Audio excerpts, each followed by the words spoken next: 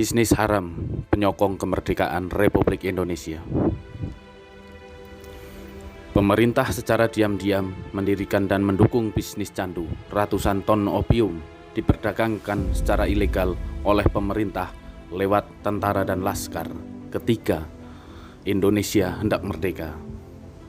Tidak hanya menyelundupkan ke luar negeri, pemerintah bahkan menanam dan mendirikan pusat pengelolaan candu di tempat-tempat strategis demi dana cepat untuk kebutuhan perjuangan di awal kemerdekaan. Kita tahu suatu negara membutuhkan dana yang besar demi mempertahankan kemerdekaannya. Hal itu pula yang terjadi dengan Indonesia di awal-awal merintis kemerdekaan. Sayangnya, kondisi sosial, ekonomi, dan keuangan yang porak-poranda akibat pendudukan Jepang membuat pemerintah memutar otak mencari dana cepat untuk kebutuhan perjuangan.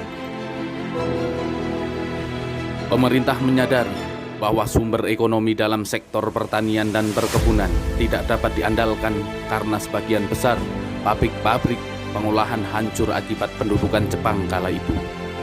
Sedangkan di satu sisi, pemerintah juga harus menyediakan uang yang sangat besar untuk pemberian gaji kepada pegawai pemerintah, biaya delegasi Indonesia yang berangkat ke luar negeri, membeli perlengkapan perang dan menyediakan logistik bagi para pejuang kemerdekaan.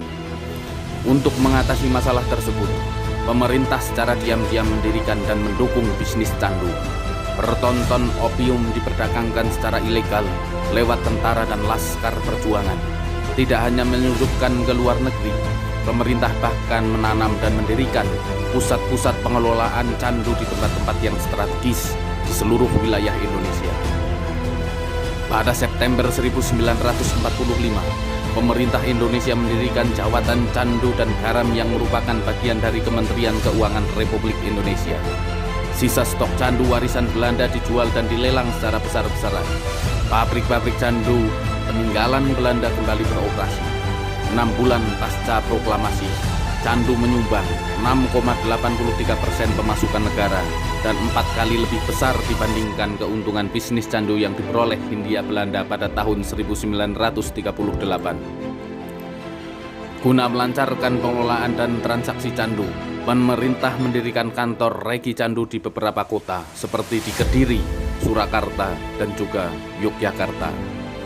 Di sisi Siliwangi menyelundupkan 15.000 cepuk atau tebu untuk membeli pakaian dan juga turut membantu menyelundupkan candu ke Filipina. Para laskar-laskar perjuangan juga menyelundupkan candu untuk ditukar dengan senjata dan amunisi. Lewat surat, Mr. A.A. Maramis meminta Kapolri saat itu, Raden Said Sukamto, Cokrodiningrat Atmojo, agar institusi kepolisian membantu kelancaran bisnis candu. Penyelundupan candu ke luar negeri dimulai pada masa kabinet Amir Syarifuddin. Destinasi penyelundupan candu saat itu adalah Singapura, Myanmar, Malaysia, dan Filipina.